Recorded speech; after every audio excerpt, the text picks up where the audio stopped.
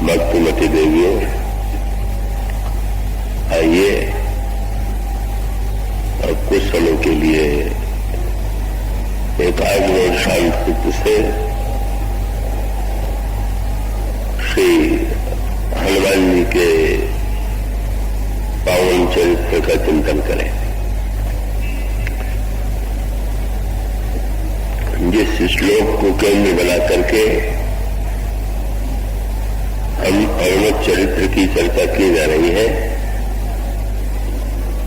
वह श्लोक सुंदरकांड के प्रारंभ में और श्री हनुमान जी की वंदना करते हुए उसमें गोस्वामी जी उनके गुणों का स्मरण करते हैं और स्मरण करते हुए सबसे पहले वे यह कहते हैं कि जो अतुलित बल के धाम है और जिनका शरीर स्वर्ण पर्वत की आभा से युक्त है, जो राक्षसों को जलाने के लिए अग्नि के समान है, जो ज्ञानियों में अग्रगण्य है, और मैं कहां तक गिनाऊं, जो समस्त गुणों के निधान है, बानरों के स्वामी हैं, श्री राम के प्रिय भक्त हैं, इन हनुमान जी, इन पुत्र पवन पुत्र हनुमान जी को मैं प्रणाम करता हूं। तो श्री हनुमान जी के चरित्र में कुछ ऐसी विलक्षणता है और उसके सूत्र इतने रहस्यपूर्ण हैं कि इन पर दृष्टि डालने की आवश्यकता है। इस श्लोक में हनुमान जी का स्मरण किया गया पवन पुत्र के रूप में, बात जातम नमामि। और जब आप हनुमान चालीसा पढ़ते हैं तो उसमें हनुमान जी का स्मरण किया गया है शंकर जी के पुत्र के रूप, और ऐतिहासिक संदर्भ में वे अंजना के पुत्र हैं और उनके पिता का नाम केसरी। और सुंदरकांड में भगवान राम और श्री सीता जी हनुमान जी को पुत्र के रूप में स्वीकार करते हैं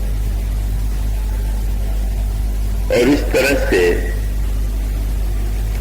हनुमान जी का परिचय बड़ा रहस्यपूर्ण है। वे पवन के पुत्र हैं, शंकर के पुत्र हैं, केसरी के पुत्र हैं और भगवान राम के पुत्र हैं। ये जो उनका विचित्र परिचय दिया गया है, उसके पीछे निहित तात्पर्य क्या है?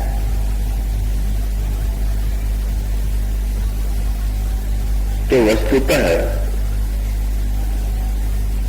इन शब्दों में 4 दृष्टियों से हनुमान जी का परिचय दिया गया, क्योंकि आप सब इस बात से परिचित है कि मानस में 4 घाटों की कल्पना की गई है और ये 4 घाटों का तात्पर्य यही है कि एक ही राम कथा को या भक्तों के चरित्र को हम 4 दृष्टियों से देखें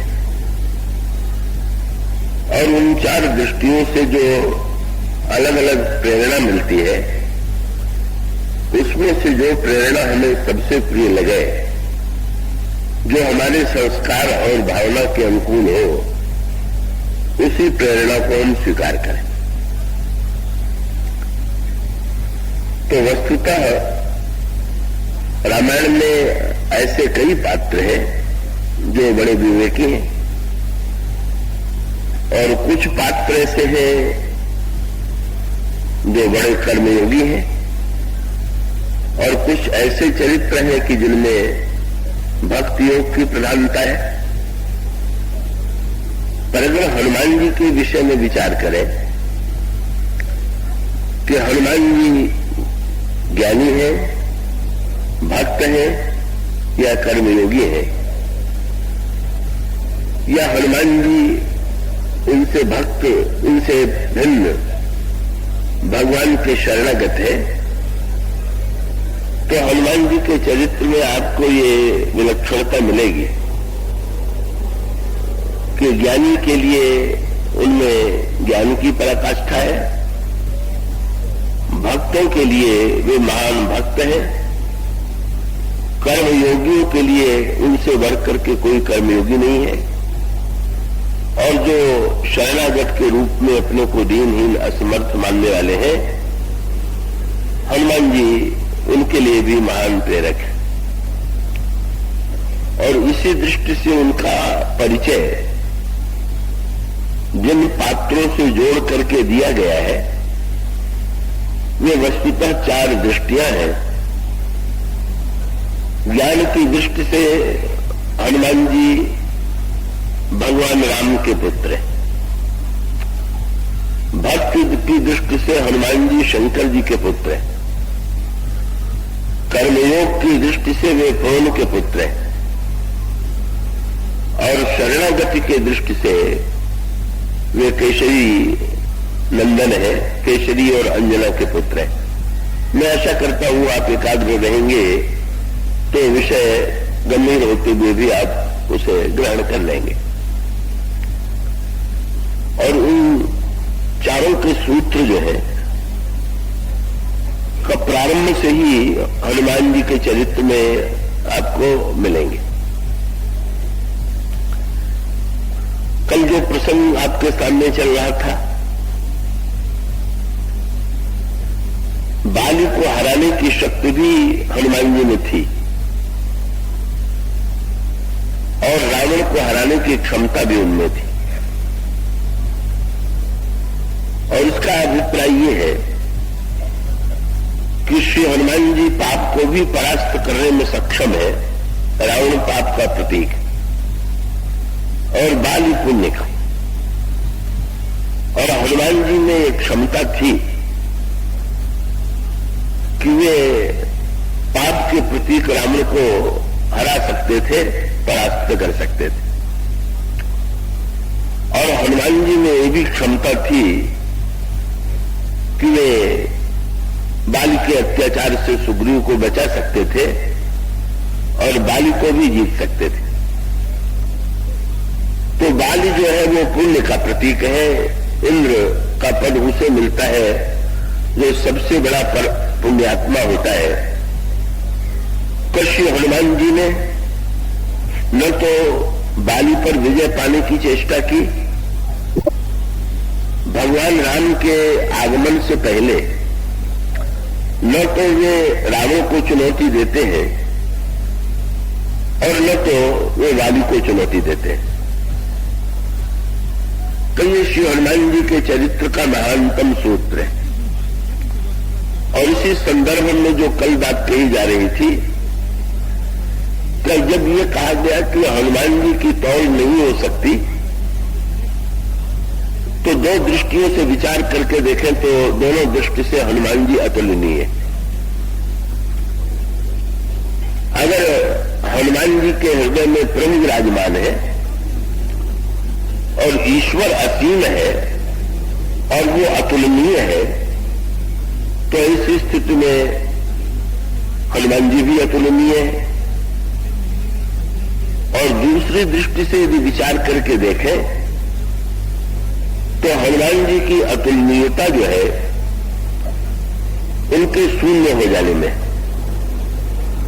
तो यूं कह लें कि जैसे वंशी की मधुरता का भक्तों ने बड़ा वर्णन किया है।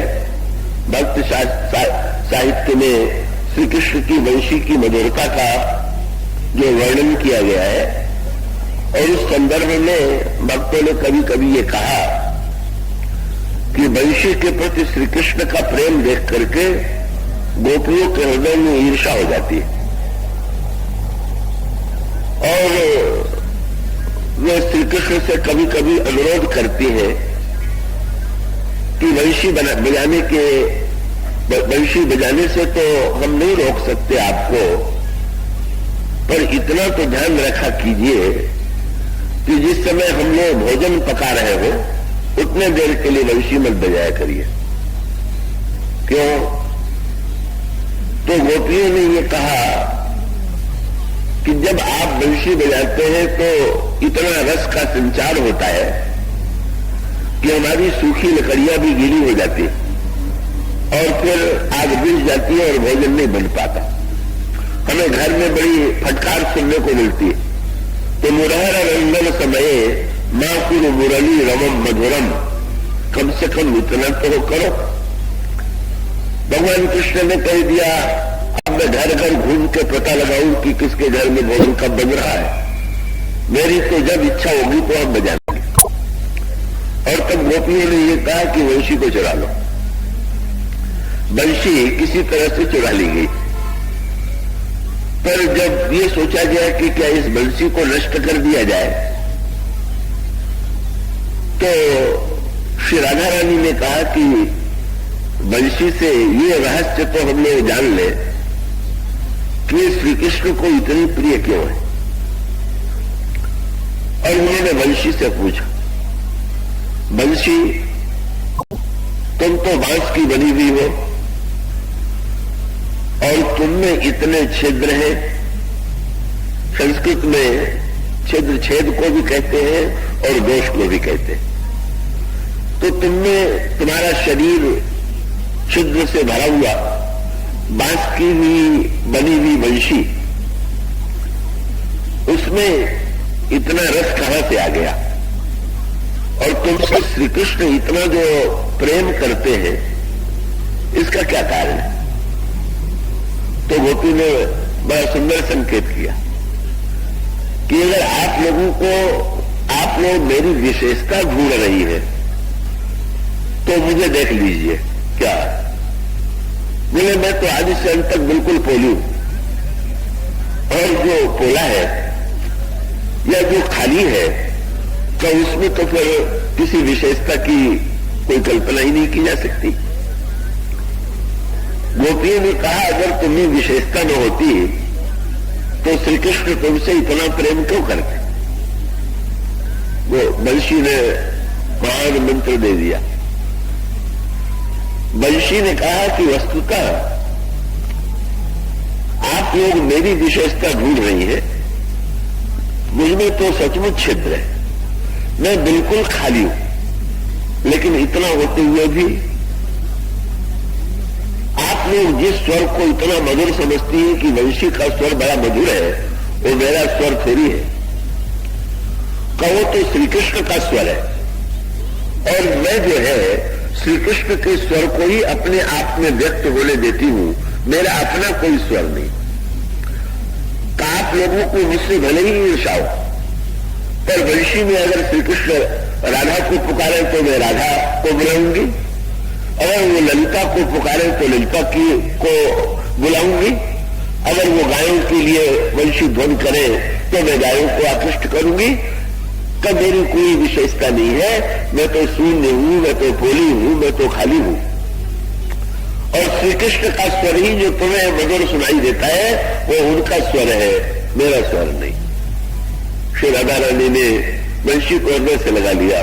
बोले वंशी तुमने बड़े अद्भुत ऐसा बढ़िया रहस्य तुमने बता दिया कि वस्तुतः विशेष बन जाने में विशेषता उतनी नहीं है जितना शून्य बन जाने में। क्यों? का विशेष व्यक्ति बनेगा तो कुछ विशेषताएं तो ही उसमें आएंगी, और जब शून्य बन जाएगा तो शून्य में तो वस्तुतः भगवान या तो शून्य शून्य होगा। अगर शून्य वंशी अगर अलग रख दी जाए तो उसमें कोई मधुरता नहीं होगी। जब श्री कृष्ण के स्वर में अपना स्वर मिला देती है, कितनी बढ़िया बात है।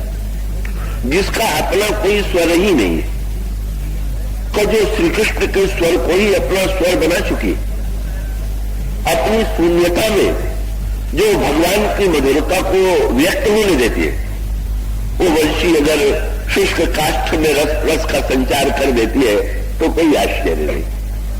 तो वंशी की विशेषता नहीं है, उसकी शून्यता। और श्री हनुमान जी की विशेषता वो अतुलनीय इसीलिए है कि वो शून्य, और उनके व्यक्तित्व में ये जो उनकी शून्यता है, श्री हनुमान जी के व्यक्तित्व में आपने एक शब्द पढ़ा होगा और बड़ा सांकेतिक। रामायण के भिन्न भिन्न प्रसंगों में आपको ये पढ़ने को मिलता है कि कभी हनुमान जी बहुत बड़े हो जाते हैं, कभी हनुमान जी अत्यंत छोटे हो जाते हैं, कभी हनुमान जी भारी हो जाते हैं, कभी हल्के हो जाते हैं, कभी ब्राह्मण बन जाते हैं, कभी कपि के रूप में आते हैं। ये क्या कोई बहुरूपियापन का तमाशा है क्या? और ये हनुमान जी में के व्यक्तित्व में जो शब्द चुने गए हैं, कहीं कहीं एक सूत्र दिया गया,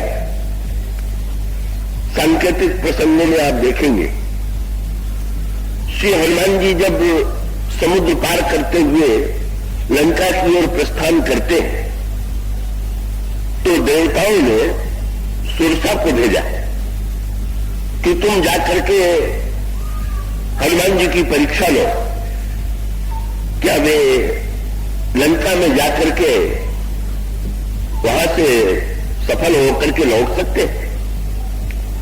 सुरसा हनुमान जी के मार्ग में आकर के खड़ी हो जाती है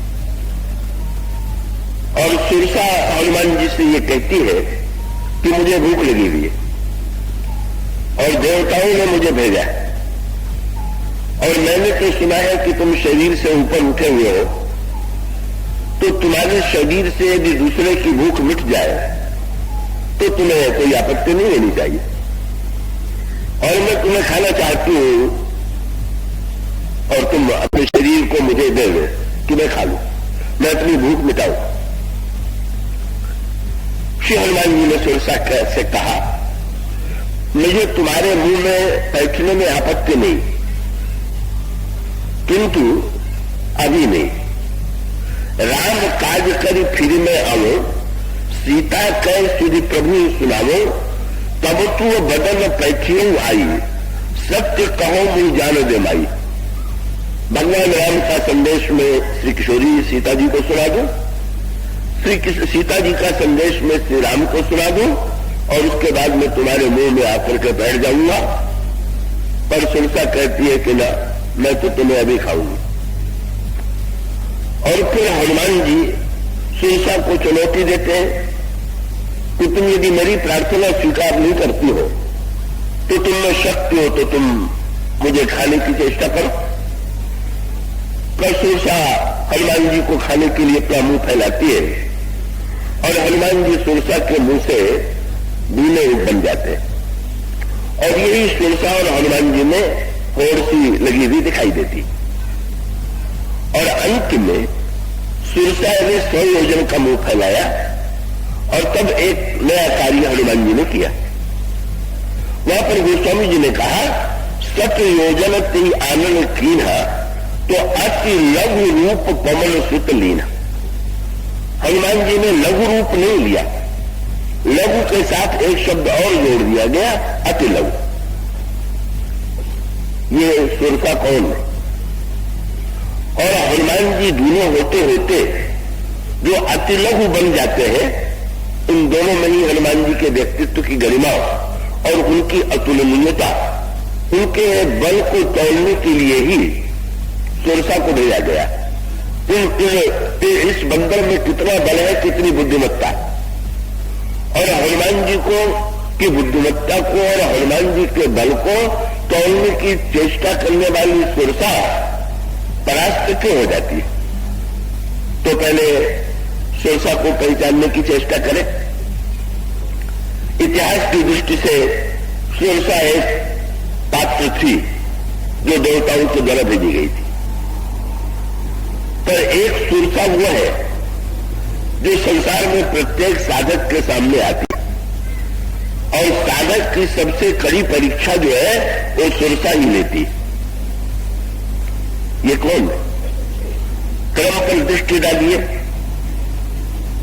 श्री हनुमान जी जब समुद्र लागने चले तो सबसे पहले मैनाक पर्वत ने समुद्र की प्रेरणा से मैनाक पर्वत ऊपर उठा और उसने हनुमान जी से कहा कि आप आकर के विश्राम कर लीजिए और फिर आगे की ओर आप जाइएगा। अब यहां पर बड़ी अनोखी बात है क्या कि जिस समय साधक अपने लक्ष्य की ओर बढ़ता है, प्रत्येक साधक के सामने मैनाक आकर के खड़ा होता है। और ये मैनाक क्या है? ये जो प्रलोभन है, लोभ, ये स्वर्ण को रामायण में दो वस्तुओं का प्रतीक माना गया। एक तो स्वर्ण को लोभ का प्रतीक माना गया और दूसरे स्वर्ण को प्रेम का प्रतीक माना गया।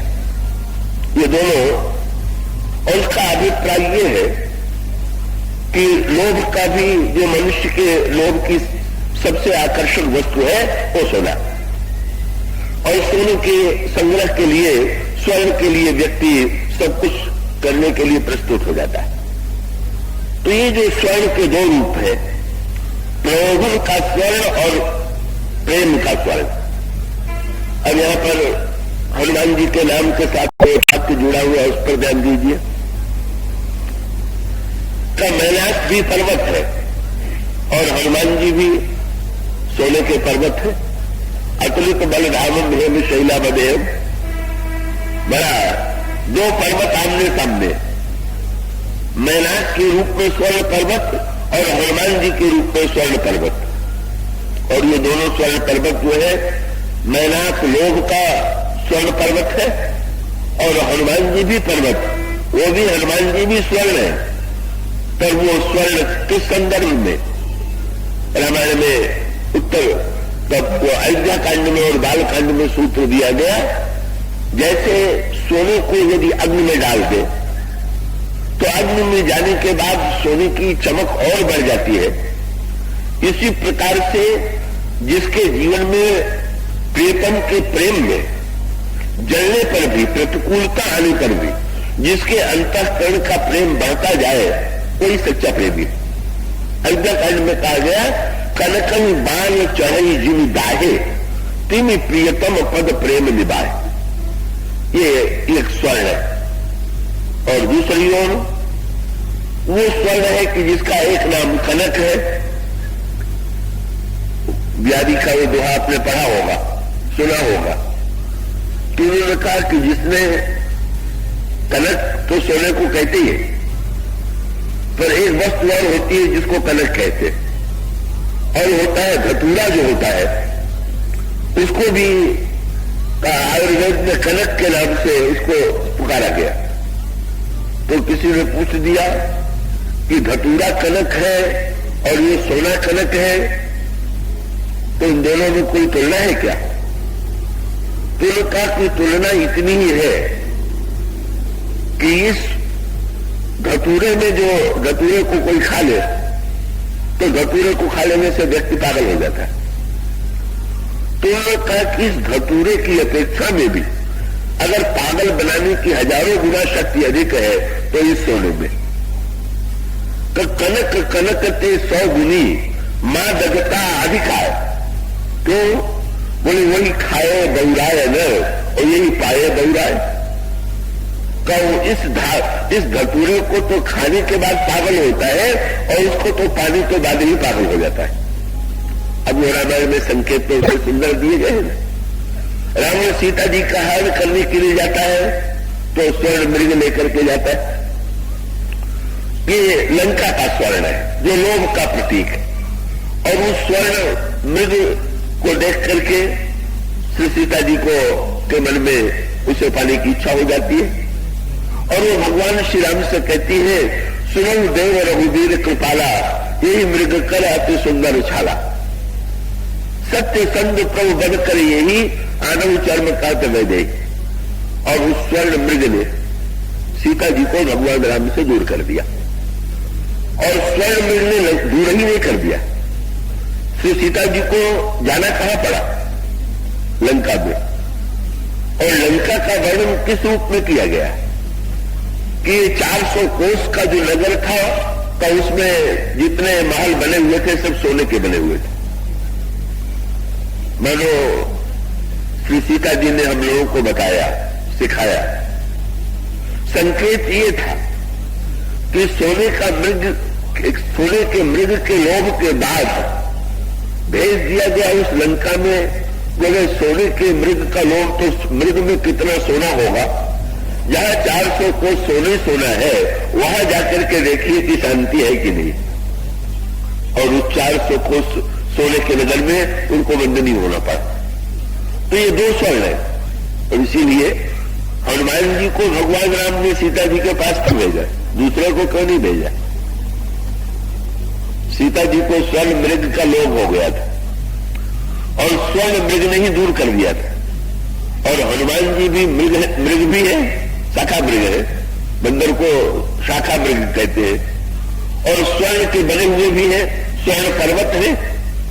तो मानो प्रभु ने संकेत किया कि एक सोने के मृग ने आपको मुझसे दूर किया और मैं दूसरा सोने का वो मृग भेज रहा हूं जो हमें और आपको मिलावेगा।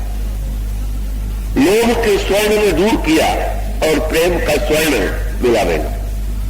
मानो ये 2 जो पक्ष चल रहे हैं, लंका का आकर्षक स्वर्ण एक ओर है और श्री भरत के रूप में उनके चरित्र में जो दिव्य स्वर्णत्व दिखाई देता है, हनुमान जी के व्यक्तित्व में जो प्रेम की दिव्य का महिमा दिखाई देती है, तो उन दोनों का सांकेतिक संघर्ष चल रहा है, प्रेम और प्रलोभन। और दोनों में वो स्वामी जी ने संकेत किया। जब स्वर्ण मृग आया तो भगवान श्री राघवेंद्र ने इस पर बाण चलाया और बाण के द्वारा उस मृग में छेद हो गया। तो सोने की जो परीक्षा की जाती है उसकी कई पद्धतियां। सोने को कसौटी पर भी कस के देखते हैं, सोने को आग में जला के भी देखते हैं, सोने को बजा करके भी देखते हैं और सोने में छेद करके भी देखते हैं। यथा चतुर्विश कनकम परीक्षते निगत छेदन तापतार नहीं, ये 4 सूत्र है। और उसमें छेद करना आवश्यक क्यों? मान लीजिए असली सोना होगा तो कसौटी पर खरा उतरेगा, तो असली सोना होगा तो अग्नि में खरा होगा। पर ऐसे भी तो व्यक्ति हो सकते हैं कि ऊपर से शुद्ध सोने का खोल चढ़ा दे और उसके भीतर चाहे जो भर दे, तो उसका पता कैसे चलेगा? बिना छेद किए नहीं चलेगा कि ऊपर से तो सोना दिखाई दे रहा है पर भीतर लाख तो नहीं बढ़ी हुई। लोग गहने को मूल्यवान दिखाने के लिए अब भी यही करते हैं कि सोना का गहना बड़ा दिखाई दे, अब इतना सोना कहां से ले आवे, तो उसके भीतर लाख भर दो, देखने में ऊपर से तो कम से कम बड़ा लगे। तो भगवान श्री राघवेंद्र ने मारीच के ऊपर जो बाण चलाया वो मानो क्या था? उन्होंने छेद करके देखा कि लंका वाला सोना असली है कि नकली है। और मारीच को जो ही बाण लगा वो तो भीतर से राक्षस था। ये स्वर्ण में ऊपर से देखने में आकर्षक और भीतर इसमें राक्षसत्व है। भगवान श्री राम का बाण लगते ही का वो जो स्वर्ण मृग है उसकी वास्तविकता प्रकट हो जाती है, जिस स्वर्ण मृग ने श्री सीता जी को भगवान श्री राम से दूर कर दिया। और दूसरी ओर अब उसके उत्तर में श्री हनुमान जी का जो व्यक्तित्व है, परीक्षा दोनों में चली गई। का सोने को जला के भी देखा जाता है और छेद करके भी देखा जाता है। तो प्रभु ने लंका के सोने को छेद करके देखा और रावण ने प्रभु के सोने को जला के देखा। उसने हनुमान जी की पूंछ में आग लगा करके, पर अंतर इतना ही था क्या कि हनुमान जी को खरा सोना समझ लेने के बाद भी उसने उसको पाने की चेष्टा नहीं किया। जो स्वर्णमयी लंका जल करके नष्ट हो गई और उस दिव्य स्वर्ण में जो हनुमान जी का हेम शैला बदे है का उस पर रंच मात्र कोई प्रभाव नहीं पड़ा तो ये तो सिद्ध हो गया कि लंका का सोना नकली था और अयोध्या का सोना वास्तविक। लंका का सोना प्रलोभन है और अयोध्या का स्वर्ण प्रेम है और इन दोनों में परस्पर प्रतिद्वंदिता। सच पूछिए तो हनुमान जी को तो कई कसौटियों पर कस के देखा गया। कोई ऐसी परीक्षा नहीं है कि जिस तरह से हनुमान जी की परीक्षा न ली गई हो, और हनुमान जी तो प्रत्येक कसौटी पर खड़े। हनुमान जी का शुद्ध जो स्वर्णत्व है, ऐसा खरा सोना कि जैसा खरा सोना संसार में प्राप्त ही नहीं।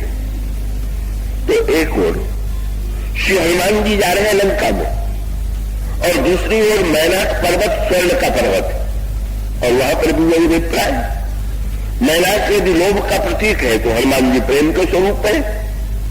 और जब उसने हनुमान जी को निभाने की चेष्टा की तो पर्वत जो स्वयं है सोने का, उस सोने के पर्वत का लोभ क्या करे। हनुमान जी ने तो मैनाक को दूर से ही प्रणाम किया। मैनाक ने कहा मैं तुम्हारे पिता का मित्र हूं। हनुमान जी ने प्रणाम किया, स्पर्श किया, पर उनके मैनाक पर्वत के निमंत्रणों को नहीं स्वीकार किया और हनुमान जी ने एक सूत्र दे दिया। क्या कि भाई आपने मुझे प्रस्ताव किया कि पहले विश्राम कर लो, पर स्वयं तो आप डर के मारे समुद्र में छिपे हुए। ये लोभ के सोने को छिपाना बहुत पड़ता है। का स्वर्ण पर्वत जो है वो तो छिपा हुआ रहता है डर के मारे, और जब भय के मारे स्वयं छिपा हुआ है और सामने आकर के दूसरे को विश्राम देने की बात करे तो हनुमान जी ने कहा कि भाई आप मित्र हैं तो हम आपको नमस्कार करते हैं, लेकिन इतना होते हुए भी राम काज कीने बिना मोही कहां विश्राम। बिना क्या है भक्ति और भगवान को पाए जीवन में विश्राम की, निश्चिंतता की, निर्भयता की अनुभूति हो सकती है क्या।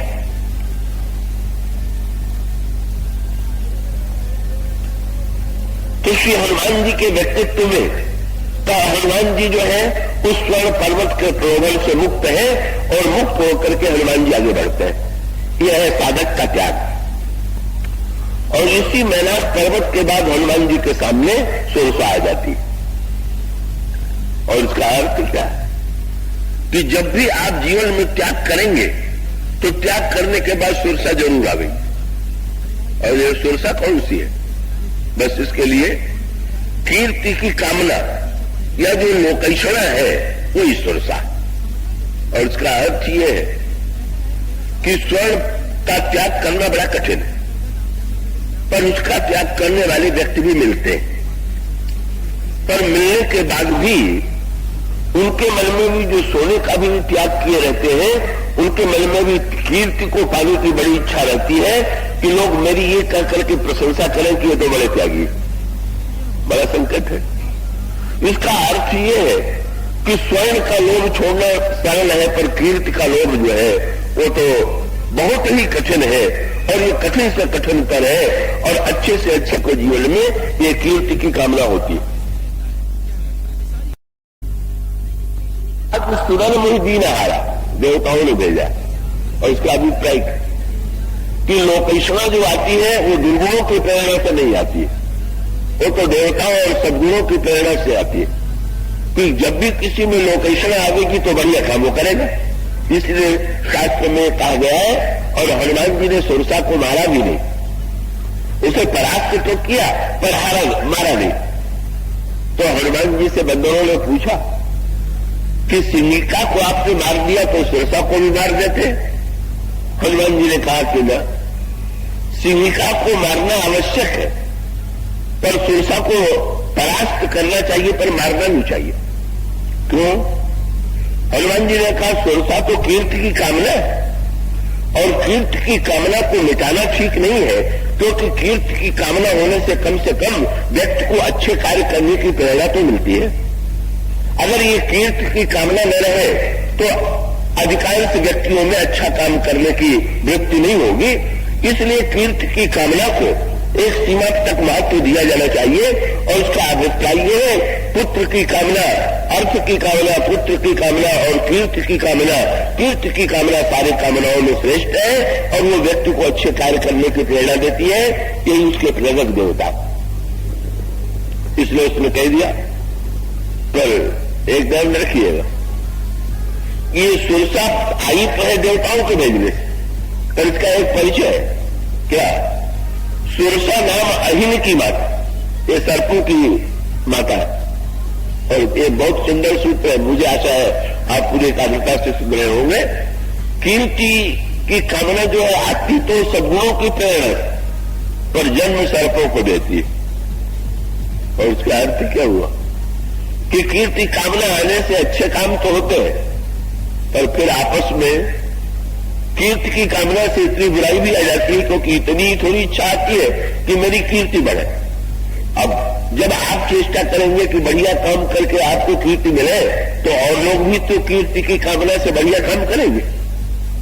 और तब ये लगने लगता है कि सामने वाले की कीर्ति मिटे कैसे और मेरी कीर्ति बढ़े कैसे। ये बड़ा संकट।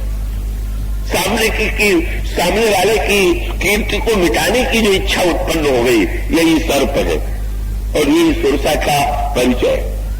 जो सद्गुणों की प्रेरणा से आने के बाद भी ये जो सर्प है, दुर्गुणों के सर्प जो है, बड़े बड़े महापुरुषों के चरित्र में वर्णन आता है कि कितनी बड़ी तीव्र ईर्षा लोकेशना से उत्पन्न होती है।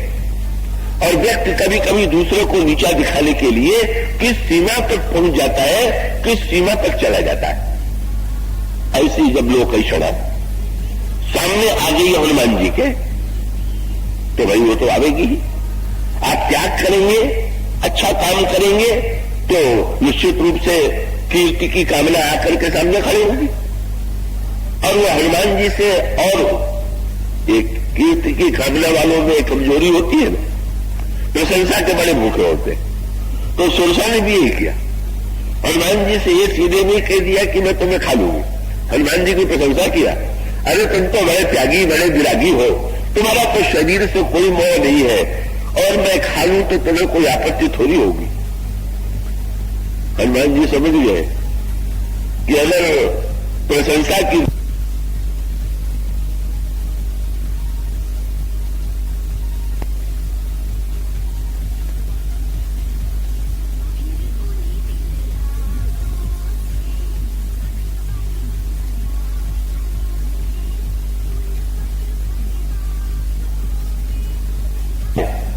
कि बड़े वैराग्यवान, बड़े त्यागी है। उन्होंने कहा कि शरीर से ममता न होने का अर्थ ये नहीं है कि व्यक्ति जो है शरीर को मिटा दे। नहीं, शरीर साधन है, शरीर का सदुपयोग किया जाना चाहिए। और मैंने जो शरीर स्वीकार किया है वो भगवान के कार्य को पूरा करने के लिए किया।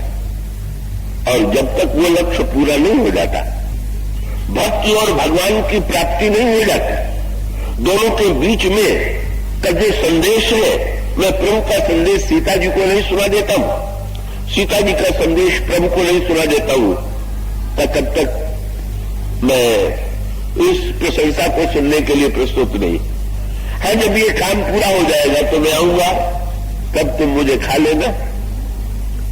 सुरसा समझ गई बंदर तो बड़ा चतुर है, और इसने कहा कि तुमने अच्छा निमंत्रण दिया, जब तुम ये काम पूरा कर लोगे तब तो मेरे मुंह में समाओगे ही नहीं, इसलिए अभी खाने का अवसर है।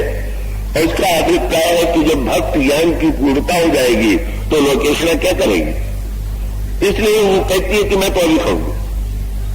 और हनुमान जी कहते हैं तो मुझे खाओ। अब होड़ होती है, और दो प्रकार की होड़ है। क्या? सुरसा मुख कहलाती है, और हनुमान जी अगर छोटे हो सुरसा के मुंह से तो सुरसा के मुंह में समा जाएंगे।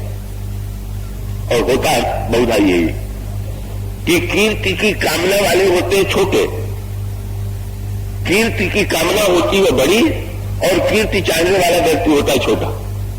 क्योंकि कीर्ति का अर्थ क्या हुआ कि व्यक्ति चाहता है कि हम जैसे हैं उससे अधिक बड़े माने जाएं, यही कीर्ति का अर्थ है। व्यक्ति यही चाहता है। तो ऐसी स्थिति में उसने जब मुंह फैलाया तो हनुमान जी दूल्हे हो गए, और दूल्हे हो गए इसका अर्थ का कोई 1000 रुपये जिसके पास है उससे लखपति कह दीजिए तो प्रसन्न हो जाएगा कि चलो मेरी बड़ी प्रशंसा हुई।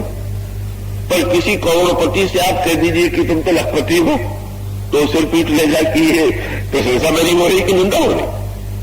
तो हनुमान जी बड़े दिखाई दिए, इसका अर्थ क्या हुआ कि वो कीर्ति की कामना जितनी बड़ी है हनुमान जी कहीं उससे बड़े हैं। हनुमान जी के बड़प्पन के सामने वो सुरसा का मुंह छोटा और लगी हुई, पर सूत्र बड़े महत्व का है। बड़े बनने में भी सुरसा हनुमान जी को परास्त नहीं कर सकती। पर हनुमान जी का सूत्र, हनुमान जी के व्यक्तित्व का सूत्र ये है कि जब हनुमान जी और प्रभु से मिलन हुआ था और हनुमान जी ने प्रभु से कहा कि आप और लक्ष्मण मेरे पीठ पर बैठ जाइए, तो प्रभु ने कहा कि हनुमान तुम तो इतने बड़े ज्ञानी, अभी तुम मेरा ब्रह्म कह करके वर्णन कर रहे थे, क्या ब्रह्म का भार उठाना संभव है क्या? तो हनुमान जी ने कहा मेरा संभव है। क्यों?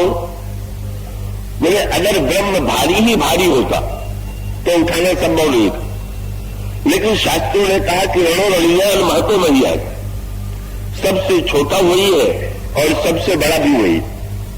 तो महाराज आपका तो नियम है क्या कि ये अथाम प्रपद्यंतो स्थान तथैव भजाम्यहम्, जो आपके सामने जैसा बनता है आप भी बन जाते। तो महाराज मैं तो रणो रणियान, मैं तो छोटा से छोटा हो गया, तो मैं जानता हूं कि आप भी हल्के से हल्के हो जाएंगे और मेरे उठाने में कोई समस्या नहीं आवेगी। अगर आप केवल भारी होते और हल्के न होते, मैं तो ये जानता हूं कि आप तो दोनों ही बनना जानते, इतने भारी हो जा। और हनुमान जी उन्हीं से तदाकार है, हनुमान जी में वही गुण मिलेगा और वो गुण ईश्वर से तदाकार पाता है। हनुमान जी भारी हो, वही ईश्वर जैसे मातो महियान है उसी प्रकार से हनुमान जी मातो महियान, और ईश्वर जैसे रणो रणियान है उसी प्रकार से हनुमान जी रणो रणियान। भारी तो इतने हैं कि जब समुद्र पर छलांग लगाने लगे तो जही गिरी चरण देही हनुमंता, चले सुगा पाताल तुरंता। हनुमान जी के बोझ से पाताल पर्वत जो था जिस पर से छलांग लगाई वो नीचे चला गया। और हल्के कितने, जब उस लंका को जलाने लगे तो हनुमान जी का शरीर आकाश को छूने लगा। हनुमान जी ने छलांग लगाई और सारे लंका के महलों पर जब छलांग लगा करके घूमने लगे और सारी लंका को जला दिया, तो तुलसीदास जी किसी ने पूछ दिया कि महाराज जिनके पैर के आघात से पर्वत पाताल चला गया था, तो क्या लंका के भवन इतने मजबूत थे कि इतना बड़ा शरीर लेकर के हनुमान जी कूद रहे हैं और फिर भी का वो भवन गिर नहीं रहे? हनुमान जी ने कहा यार हनुमान जी, वो स्वामी जी ने कहा हनुमान जी बदले हुए। क्या बदले हुए? बोले हरि प्रेरित ते अवसर बहे मरुत 49 अट्टहास करी दर्जा कपि बड़े लाग आकाश। पर बदले हुए क्या? देह विशाल परम हरुआई, शरीर जितना विशाल है उतने हल्के हैं। ये दोनों गुण में कैसे आ गया? बस कि जहां पर ईश्वर के महिमा से अपने को तदाकार कर देते वह भारी से भारी हो जाते हैं, और जहां ईश्वर के रणोनियान स्वरूप से एकाकारता, दोनों से तदाकारता हनुमान जी को प्राप्त है। इसीलिए हनुमान जी की ये विशेषता उनकी विशेषता नहीं है, हनुमान जी की ये विशेषता वस्तुतः उनके प्रभु की विशेषता है। जो जो प्रभु में विशेषता है वो सब के सब हनुमान जी में विशेषता।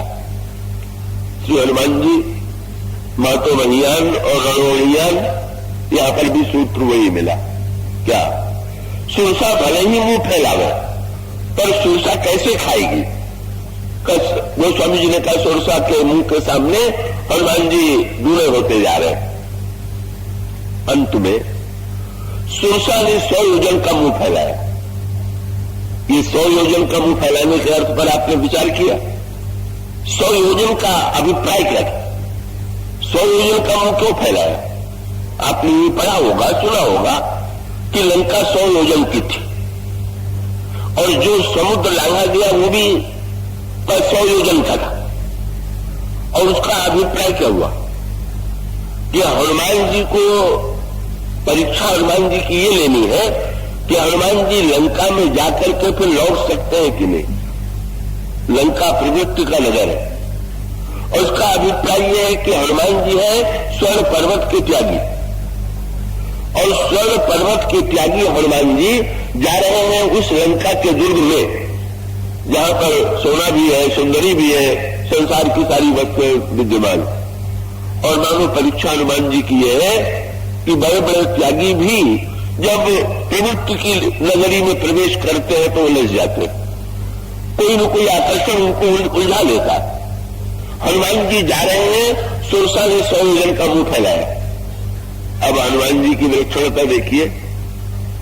और हनुमान जी अगर चाहते तो 200 योजन के बन जाते, वो तो चाहे जितने बड़े बन सकते हैं। आप लोगों ने वो प्रसिद्ध कथा अवश्य सुनी होगी कि द्वापर युग में भी जब द्रौपदी को एक हवा में उड़ता हुआ कमल पुष्प मिला, दिव्य पुष्प मिला, और द्रौपदी ने ये कहा कि ये दूसरा पुष्प भी यदि मिल जाए तो मैं उससे अपना श्रृंगार करूं, तो भीमसेन उस पुष्प की खोज में चले। और जब वो कदली वन के पास पहुंचे हिमालय की उपत्यका में, तो उन्होंने देखा कि एक बूढ़ा बंदर सोया हुआ।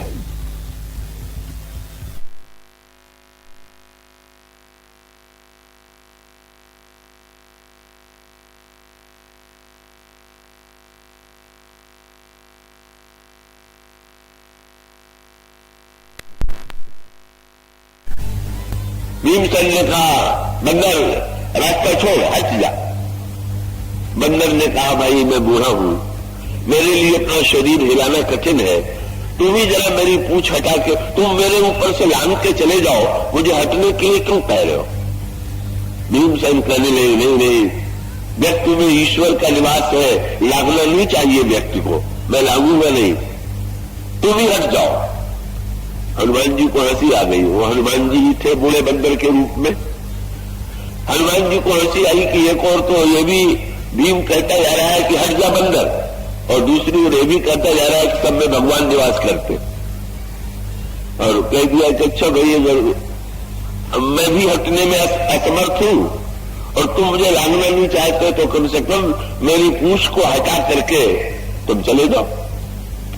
और जब भीमसेन पूंछ को हटाने लगे तो आंखें फटने सी लगी, ऐसा मुक्त स्थिति आ गई कि जैसे मुख से रक्त निकल पड़ेगा, पसीने से तर हो गए।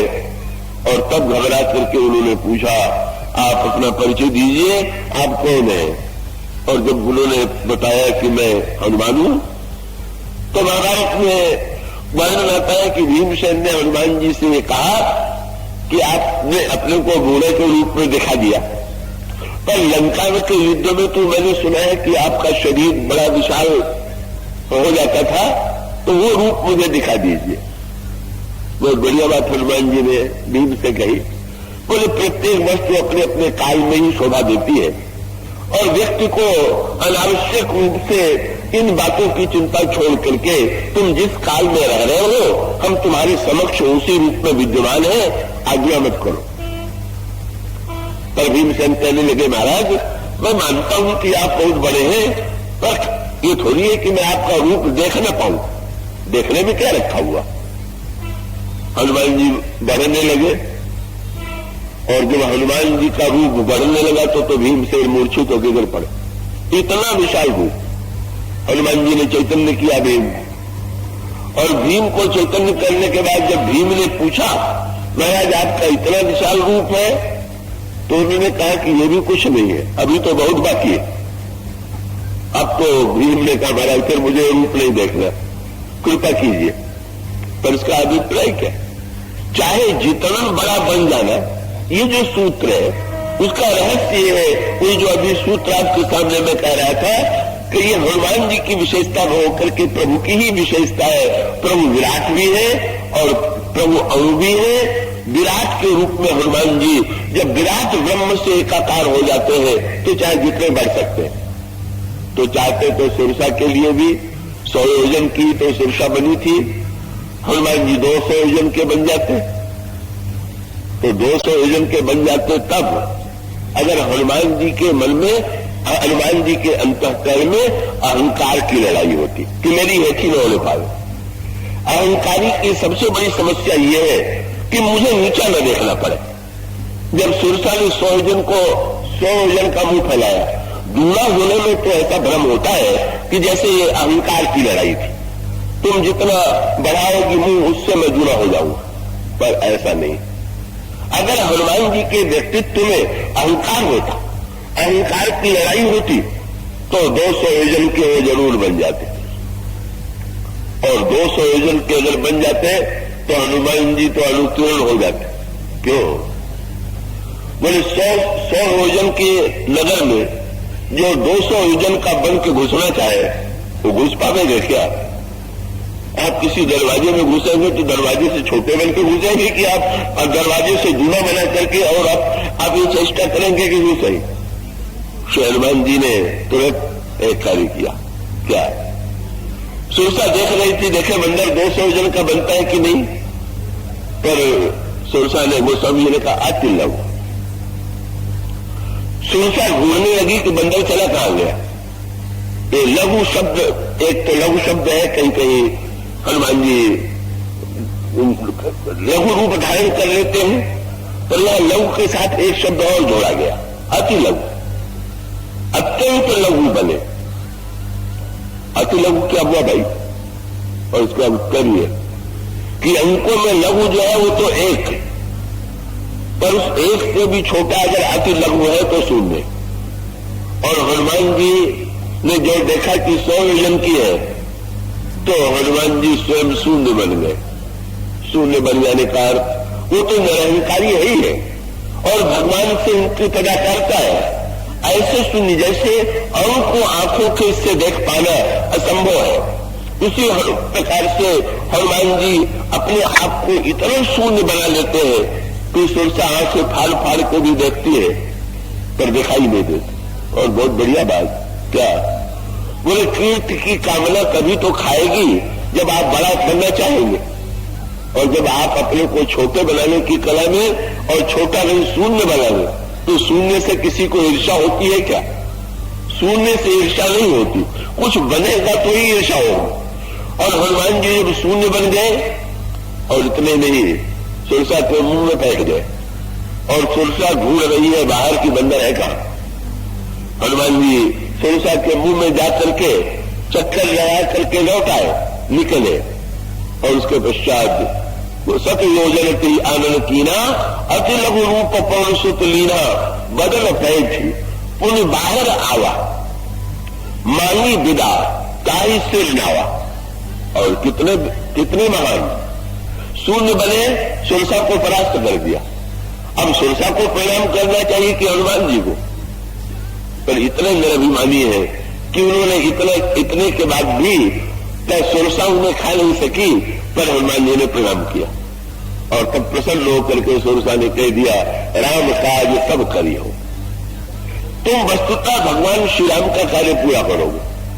तो ये जो अति शून्यता हनुमान जी की है, अति लघु बन जाने की कला है, जो हनुमान जी को समस्त दोषों से बचा लेती है, उसका अभिप्राय यही है कि हनुमान जी के व्यक्तित्व में अहंकार का अभाव, मैं का पूरी तरह से अभाव, और मैं का अभाव होने के नाते ही का वो जब हनुमान जी से प्रभु का मिलन हुआ तो दोनों से अनोखे प्रश्न किए गए। जब हनुमान जी को अपना प्रभु परिचय दे चुके तो उन्होंने हनुमान जी से पूछा कि ब्राह्मण देवता आप भी अपना परिचय दीजिए। तो हनुमान जी के मुंह से निकला एक मंद, महाराज मैं तो मंद हूं, और मैं मोह बस हूं, और मैं कुटिल हृदय हूं, और मैं अज्ञान हूं। ये 4 दोष हनुमान जी ने बताए। हनुमान जी से प्रभु ने कहा कि जब तुमने अपना परिचय दिया तो चारों तुम्हारे दोष सुन के मुझे बड़ी प्रसन्नता हुई। क्या? जब तुमने ये कहा कि मैं मंद हूं तो मुझे लगने लगा कि मंदता औरों के साथ भले ही दुर्गुण हो, पर एक वस्तु ऐसी है कि जिसके साथ मंदता दुर्गुण नहीं है, सद्गुण है। क्या किसी की बुद्धि को मंद कह दीजिए तो निंदा, पर अगर कह दीजिए कि हवा मंद मंद बह रही है तो पवन के साथ मंदता जो है वो तो गुण है। बोले जब तूने मंद कहा तो मैं प्रसन्न हो गया कि पवन के पुत्र को तो मंद ही हो तो ही ठीक है, पवन अगर तूफान बन जाए तो सुखदायी नहीं है। इसलिए तो बड़ा अच्छा हुआ कि विश्राम तो मंद ही पवन देता है, शीतल मंद। अगर वायु की प्रशंसा करेंगे तो मंद शब्द का प्रयोग करेंगे, शीतल मंद सुरभि बह बाबू। पर हनुमान ये सुन के मुझे प्रसन्नता तो हुई, पर मुझे लगा कि तुमने दो शब्दों को छिपा करके कृपणता की। क्या मंद तो कहा तो शीतल और सुगंध भी तो जोड़ना चाहिए था। तो हनुमान जी ने प्रभु को बहुत सुंदर उत्तर दिया। बोले प्रभु मंदता तो पवन का स्वभाव, पर शीतलता और सुगंध ये पवन की विशेषता नहीं, क्योंकि अगर पवन की विशेषता शीतलता होती तो गर्मी में गर्म हवा में चलती, और सुगंध जो है वो भी पवन की विशेषता नहीं है, क्योंकि अगर सुगंध हवा का गुण होता तो हवा में सदा सुगंध ही आती। तो हनुमान जी ने कहा कि प्रभु मेरा उद्देश्य ये था कि मंदता तो मुझ में है, पर अगर आप चाहते हैं कि पवन पुत्र में तीनों आवे तो शीतलता और सुगंध आप अपनी दे दीजिए, तो आपकी शीतलता और आपके सुगंध के द्वारा ही ये आगे चल करके गोस्वामी जी ने कहा दोनों वस्तुएं हनुमान जी के व्यक्तित्व में जोड़ गई। तो प्रभु से हनुमान जी का वार्तालाप हुआ और हनुमान जी ने प्रभु को उलाना दिया। प्रभु आपने मुझे भुला दिया, और भुला दिया शब्द सुन करके, और ये कहते कहते हनुमान जी बंदर के रूप में बदल गए, और बंदर के रूप में बदल गए तो प्रभु ने उठा करके हृदय से लगाया और प्रभु रोने लगे। हनुमान जी से इतने दूर देर तक प्रभु नाटक में अलग खड़े रहे, लेकिन हनुमान जी के प्रति तो इतना अधिक प्रेम है, इतना स्नेह है कि प्रभु के आंखों से आंसू गिरने लगा, और आंसू गिरने लगा तो वो समझने शब्द कितना सुंदर था। हनुमान जी को क्या लगा, बोले जैसे हवा अगर अग्नि के पास से आवे तो उसमें गर्मी हो, और जल के पास से आवे तो शीतलता हो। तो हनुमान जी ने कहा कि प्रभु विरह की अग्नि से पवन पुत्र तप रहा था, और आपने आंसू के जल से शीतल बना दिया, इसलिए अगर अब इसमें शीतलता आवेगी तो आपके आंसू के, और वो स्वामी जी ने शब्द भी ये लिखा क्या, तब रघुपति उठाई उड़े लावा और निज लोचन जल सींची जुड़ावा। तब उन्हें अपने आंखों के जल से हनुमान जी को सींच करके उन्हें शीतल कर दिया। इसीलिए हनुमान जी जहां जाते हैं वहां शीतलता की अनुभूति होती है। तुम्हें देखी शीतल भरी छाती पूरी मोका सोई दिन सोई राती। ये हनुमान जी ये नहीं मानते कि शीतलता मेरी है, और इसका अभिप्राय है उनका संकेत ये था कि व्यक्ति तो स्वयं शून्य है, व्यक्ति तो वस्तुतः मंद है, अभावग्रस्त है, पर उस अभाव में, उस शून्यता में ही प्रभु जब अपनी शीतलता दे देते हैं और अपनी सुगंध दे देते हैं। हनुमान जी की सुगंध कैसी है, जैसे कल मैंने कहा था आपसे, अभी कहीं से हवा का झोंका आवे और चमेली की गंध आवे तो आपको लगेगा कहीं न कहीं चमेली। हनुमान जी को देख करके हनुमान जी का ध्यान नहीं आता। विभीषण जी ने देखा, श्री विभीषण जी ने हनुमान जी का वाक्य सुना तो क्या उनको अनुभव हुआ? उन्होंने शब्द यही कहा कि तुम राम दीन अनुरागी। मुझे तो लग रहा है कि आप राम, वो तो राम नहीं थे, तो राम न होते हुए भी पवन पुत्र तो थे, और वो पवन पुत्र जो है श्री राम की शीतलता और श्री राम की सुगंध। मानो हनुमान जी का जो व्यक्तित्व है उसकी विलक्षणता उनकी शून्यता है। जैसे वंशी शून्य बन करके मधुर राग की सृष्टि करती है क्योंकि उसमें ईश्वर का स्वर गूंजता है, इसी प्रकार से भगवान श्री राम ने जब हनुमान जी को मुदरी दी और मुदरी देने के बाद ये कहा कि मेरा बल और विरह तुम सीता जी को सुनाना, तो हनुमान जी ने क्या किया? प्रभु ने जो भी कहा हनुमान जी ने मुदरी को मुंह में डाल दिया। प्रभु ने पूछा हनुमान जी से कि मैंने तुमसे बल विरह का वर्णन सुनाने के लिए कहा और तुम्हें मुदरी मैंने दिया, तो मुदरी को तुमने मुंह में क्यों डाल दिया? बोले प्रभु जब आपने कहा मेरे बल और विरह का वर्णन सुनाना, तो मैं समझ गया मेरे बस की बात नहीं।